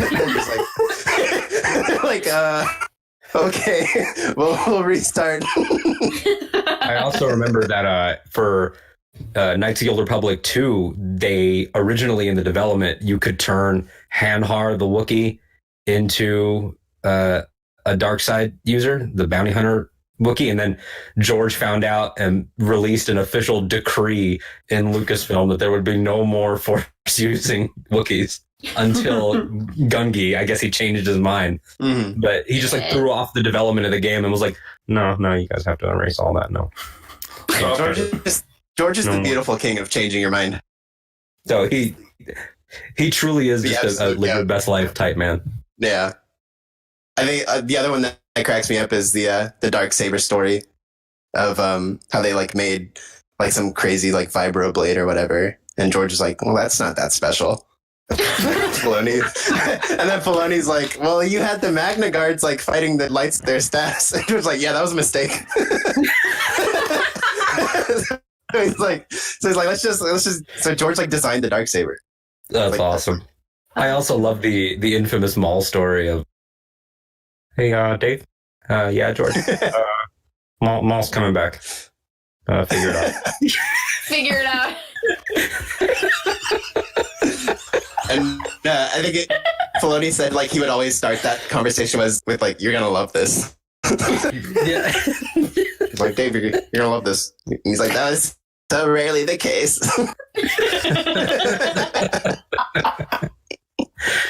Oh man.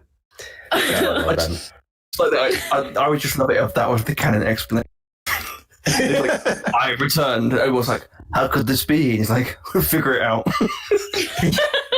Maul's like, you're gonna love this. You're gonna love this. Let me tell you. These are the things I miss about George not being around.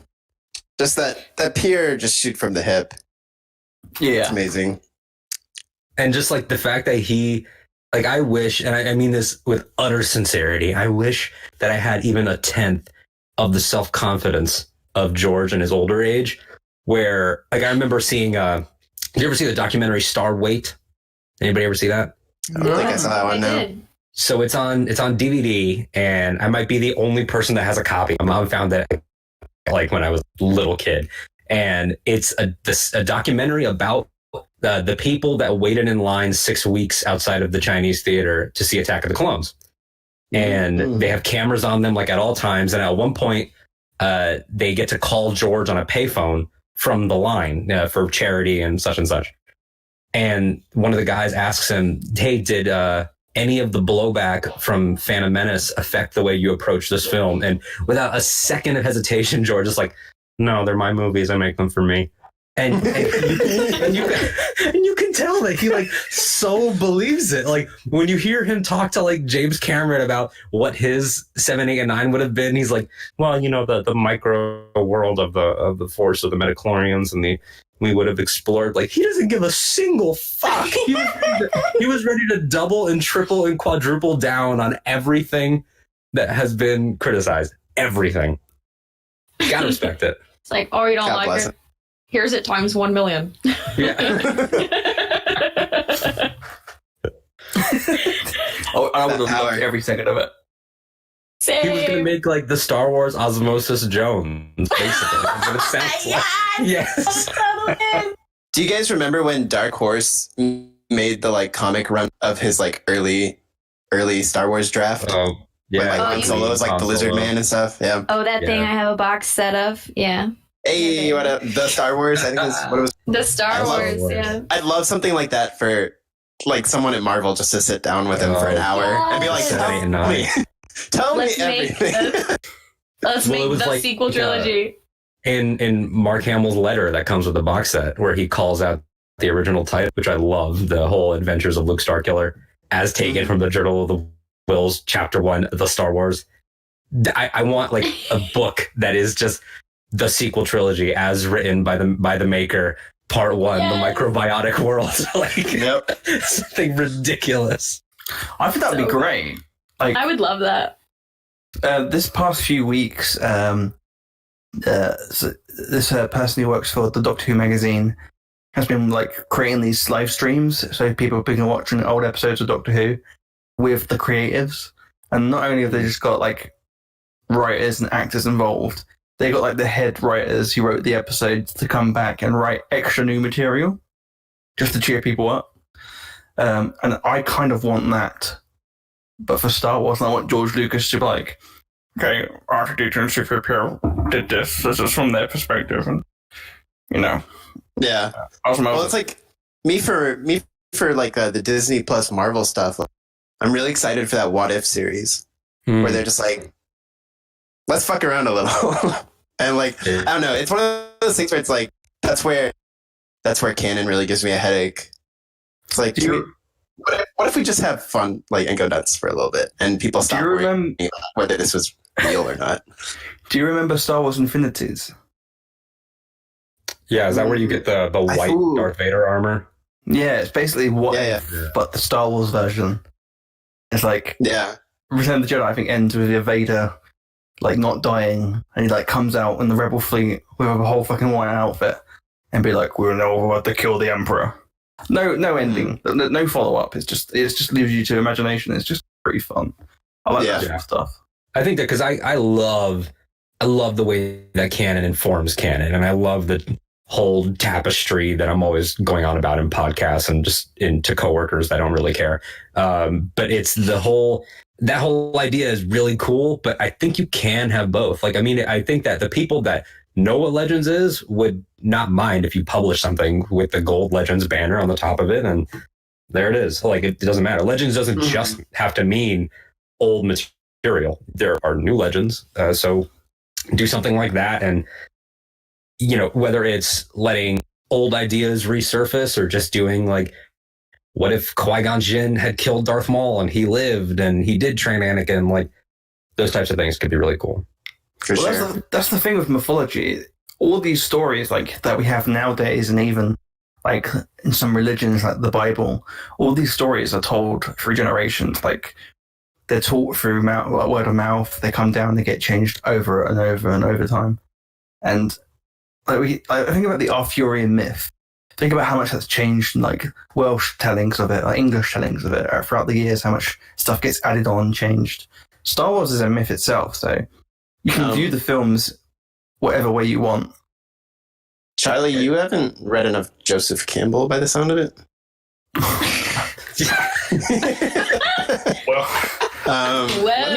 Let me tell you about myth, okay? Oh my god. But yeah, it's like the Legends of Luke Skywalker as an idea for a book. Yes. From different perspectives. Like, everybody gets told different stories different ways, and everybody has a different perspective. Yeah. And sometimes it's cool to just pretend that I'm not going to call anybody out, but Lugubrious Moat is in any way superior to Salacious Crumb. Like, everybody has their own lenses they see the world through. Some of them are more rose-colored than others, and I think it could be interesting to for that. Yeah, I completely. That's what I loved about from a certain point of view. Yes, that's exactly what I was saying. Yeah. Some of those are batshit. Mm-hmm. Absolutely, yeah. And then some of them feel so real, like Yes. authentic to the story, and you can pick and choose which ones you like. Like Master and Apprentice, obviously, really touched the fandom in such a way that they later expanded it, gave it a novel of the name, but Right. you also get like letting someone like Matt Fraction and Kelly Sue DeConnick, two comic writers that I love, just letting them do something fucking nuts and just leave it. Like basically what we're saying here, Lucasfilm, since we know you listen to the live streams, is that Oh, definitely. you need to do a book called From a George Point of View, where you just let him retell the sequels and stuff. So it'll be like, yeah, so this girl, she's on a sand planet because, I like sand planets. And her name's Ray, or is it Kira? Who cares? Her name can be whatever you want it to be. And there's like a dyad, but, I'll let Dave figure it out. It's fine. I'll let Dave figure it out. Patrick's dead. Oh, God. But yeah, there's something that always hit me really well is when Ahsoka says there's always a bit of truth to Legends, which is just a nice little nod. It's like, don't be upset that Legends isn't canon, because nothing is canon. And that was the exact same. That was in the trailer of the Thrawn reveal, right? Yeah, I think so. I think it was season 2. It was 2 that she says that, and then they Because it's before Malachor, I think. Yeah. Okay. Yeah. And even that is a KOTOR thing. They just instead of calling it Malachor 5, they just change the name and throw a little nod in there. And then with Thrawn, and I think that's another thing is that people act like Legends hasn't influenced canon, but it has in some major ways. I mean, with Ben Solo being an amalgamation of all the kids, and with Chris Terrio sitting there with the Last Command next to him. Yeah. In the documentary. So, Terrio obviously been reading. I mean, Palpatine's Survival, Ray Carson. It's a much better version of Dark Empire. I mean, it's again, and that stuff still exists. You can still read that stuff. No, the Mickey Mouse operatives came in and pulled him off my book. In front of me. It was like Fahrenheit 451. They just burned them. Yeah. Oh gosh. You can't read these anymore, idiot. Oh, God. Oh boy, better burn the Thrawn trilogy. Give me on. You're gonna write what I want you to write. Make it canon, bitch. We're gonna tie it in with Rebels. Rebels, I say. Oh yeah, Ezra. Oh. I miss Disneyland. Oh my God! But that's the thing. Yeah, someone mentioned. Rick mentions on the chat here.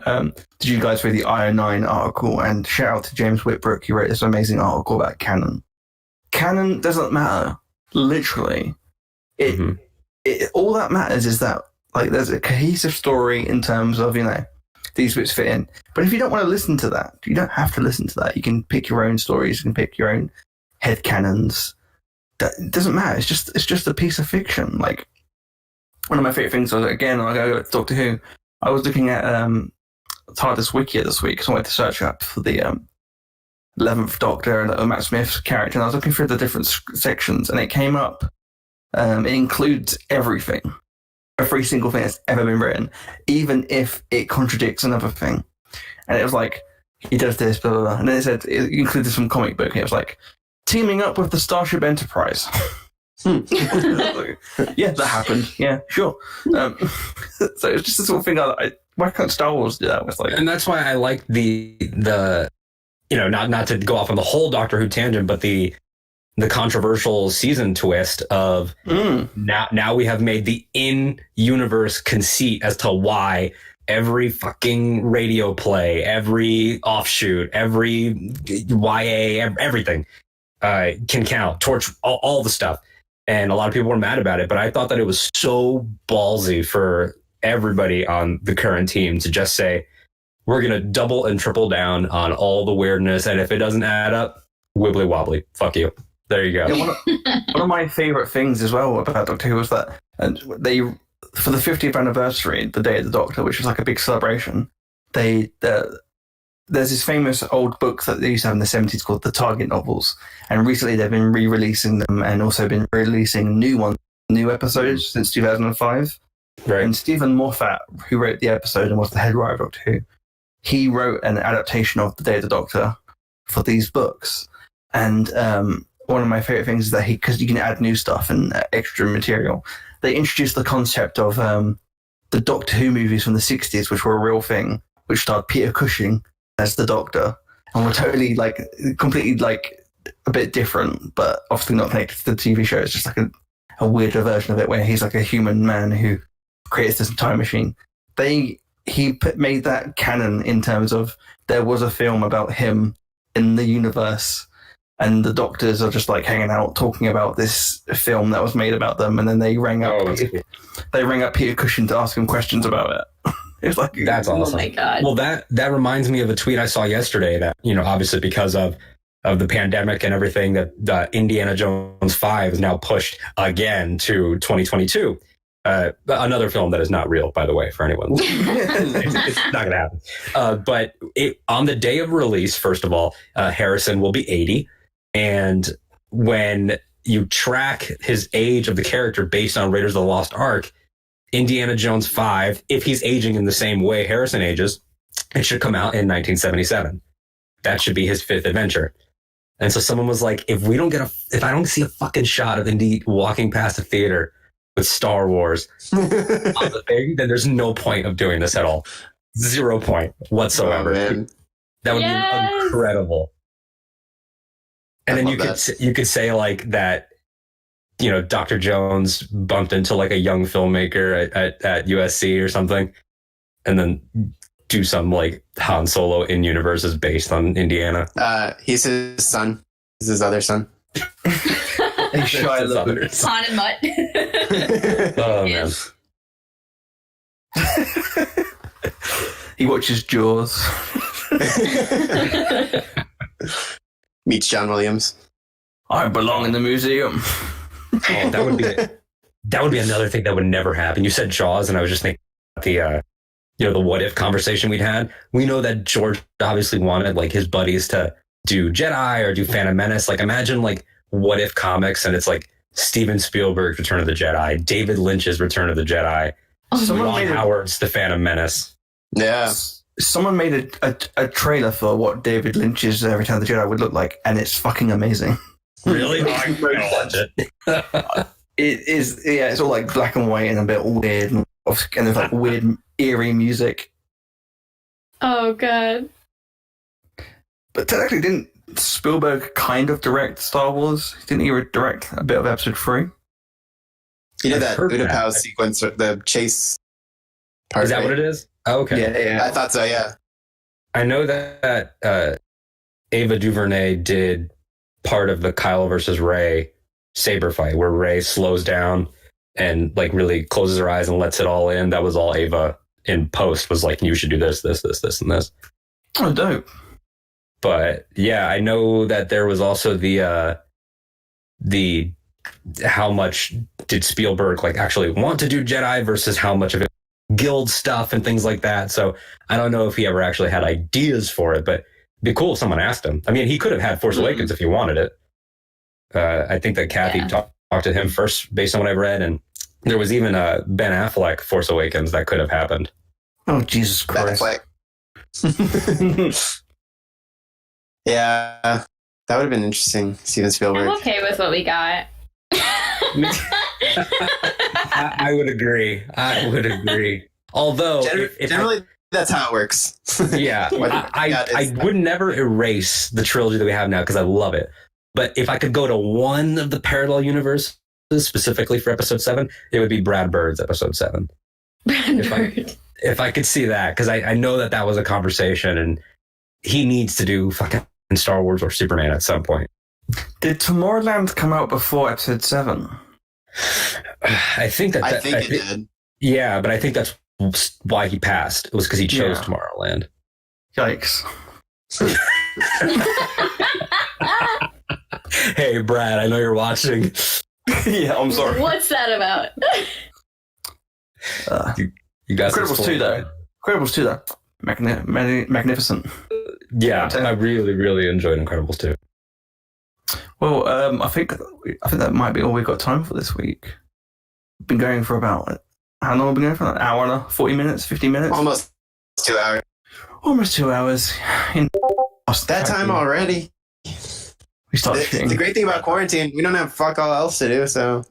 It was. I've completely lost my concept of time. I remember I saw. The good thing. I was gonna say I saw Joseph Scrimshaw from the Force Center Pod. He tweeted, "It's real Saturday today, as opposed to all the other fake Saturdays we've just experienced." Yes. I recently got a what are they called? Oh, the like Amazon Echo thing, the Alexa, and like being able to ask her what day it is like really helping me. It's like yesterday, like I genuinely didn't know what day it was. I'm like, what is it? And she's like, it's Friday, April 3rd. I'm like, okay, Friday. We're all gonna end up like what's his name from Jumanji? What year is this? Yeah. On Parish. Oh dear. Oh man. We're also going to end up like the people in Wall-E because we're all unconditioned and we're just going to be like floating around. Oh, absolutely. I saw a meme online. It's we've all heard of the freshman 15. Now we're all about to experience the COVID-19. Hey! Hey. Perfect. Oh, there we go. Well, I'm afraid that's all we've got time for this week. If you would like to catch up with us or find our social links, don't forget to check out our website, theimperialsnetpodcast.com. I'll talk a bit more about where you can find us. But first of all, Alden, thank you for coming on. Thank you guys so much. It was a blast. Needed these laughs. Grazie. You guys are great. You can look forward to episode actually with Charlie of Ahch coming out probably tonight when I finish. Hey, there we go. When I finish cleaning my bathroom, and then I can post that because that's quarantine life, baby. But yeah, it was a lot of fun. You guys are awesome. Yeah, We we loved having you, man. And I had a lot of fun recording with you the other day. That was a lot of fun talking about the rise of Kylo Ren. But where can people find that episode, and where can they find you on social media? Yeah, so you can find Octo Radio on all your social media. One word. You can't be sticking dashes in there or else it ruins everything, apparently. So it's at Octo Radio on Twitter, Facebook, Instagram, and then me personally at AD_Strider on Twitter. Just search Alden Diaz. I mean, I'm probably the only Alden Diaz out there. And then on Instagram, it's A.D. Strider. get ready for rants. Woo! Hey. And also a poll that I put up mid-show. Who is sexier, Dexter Jetster or Dryden Voss? You can go vote in that poll as well. It's Excuse very me one important. moment. Claire's just like swiping through, like she's trying to get rid of all pictures of Dexter. Like shit. All of my like fake burner accounts that have like 0 followers and have that egg photo, I'm gonna start liking. When you said 0, I didn't even think 0. When you said 0, like my first thing my brain didn't think of was 0 followers. I thought 0 the is I had a 0 the Hut image. God do love.